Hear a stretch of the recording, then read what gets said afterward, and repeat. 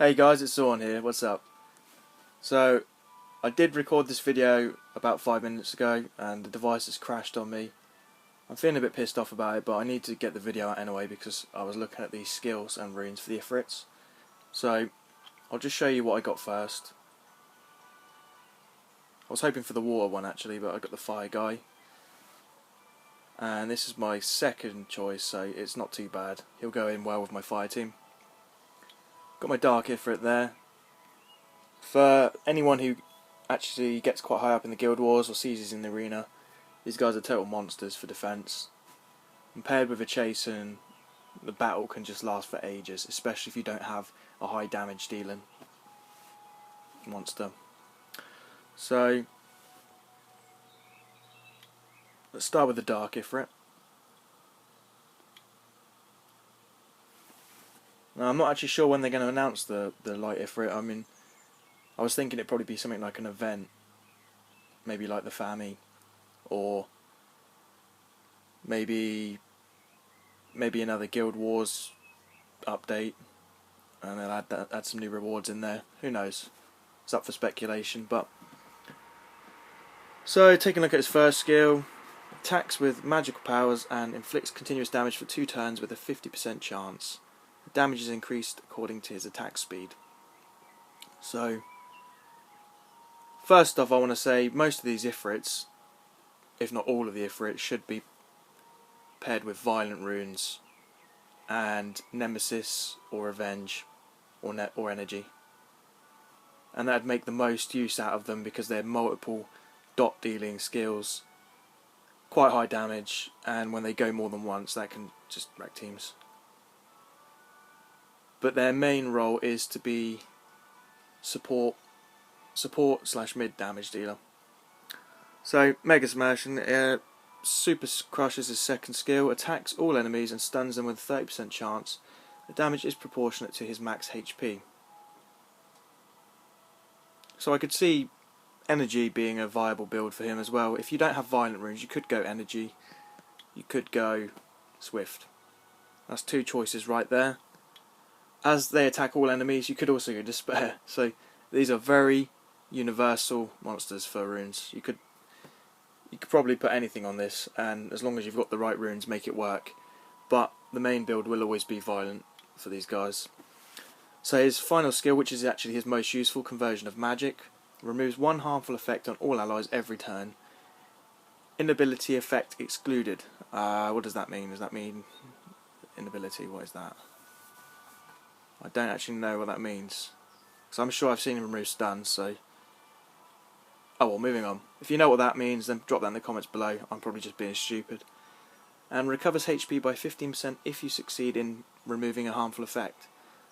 So, I've seen this guy, especially if your team is centered around dealing dot guys, I've seen this guy remove all of their harmful effects and just heal his HP right the way up. And as I said earlier, when paired with a Chasen, with her annoying abilities of healing, their team can just last for ages.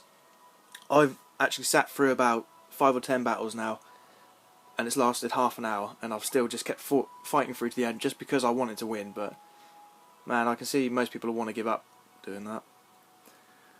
So, moving on to the Fire Ifrit now. He's got Mega Smash as well. Increases the damage according to his attack speed.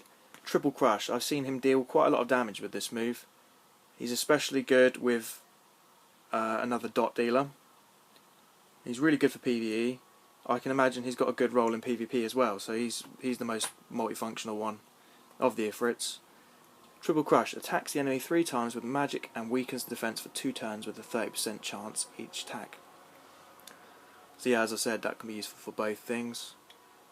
His final skill, Ancient Power passive.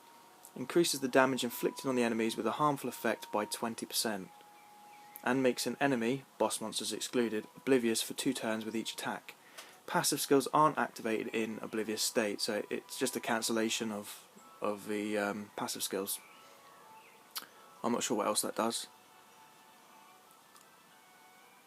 So yeah, if you pair him with dot dealers in PvE, he's going to be very good. If you pair him with dot dealers in PvP, it'd probably work well as well, guys.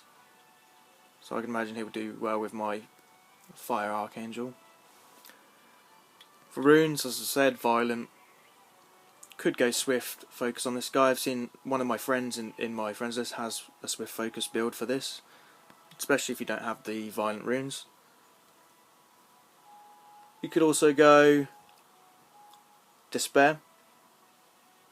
I wouldn't advise going energy on this guy, maybe he doesn't need it. Let's take a look at the wind Ifrit.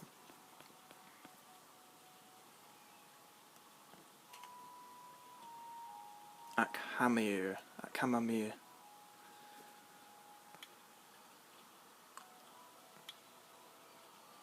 Mega Smash, related to his attack speed. Super Crush, he's got that as well. Mat Crush emits magical energy to attack all enemies. The damage increases by 20% for each harmful effect on the enemies. So again, he's another guy that works well with dot dealing monsters. He'll be good in a win team. To be fair, all of these Ifrits are good. Musho, who's in my guild, thinks that he is better than the fire one. I personally disagree because I've used my friend's monsters and I found him to be the least useful. Probably more PvE centric, this one.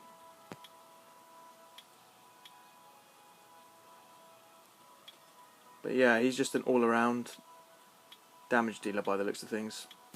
His leadership skill gives him accuracy by 41%.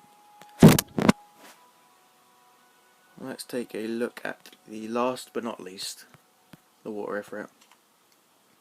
Theomars. So his leadership skill increases the critical rate of ally monsters by 24%. Which, coupled with his other skills, that is lethal. So, Mega Smash, again he's got that move. Triple Crush, again he's got this move. With this Ifrit in particular, I've seen him deal huge damage with the Triple Crush. Elemental King, gets attribute advantage whenever you attack the enemy.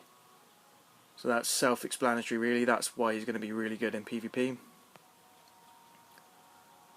For runes, violent, all the way on this guy would go.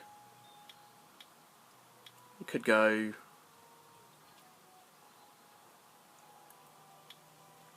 Despair. 3 times with magic and weakens the defense for 2 turns with a 30% chance for each attack. Yep, and that's an AoE move, so he'd be very good with Despair. Attacks with magical powers and inflicts continuous damage for 2 turns with a 50% chance.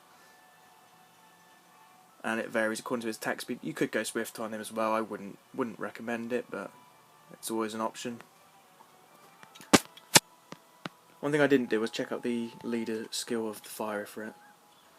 So it's just a resistance increase, which is very useful if you have low resistance monsters. I personally will go with the leadership skill from my Archangel. And that about covers it, guys. They're decent monsters overall. It doesn't matter which one you're going to get, and I'm already about quarter to halfway there to get my next Ifrit, so you know, you probably just, with many weeks patience, get all 3 of them.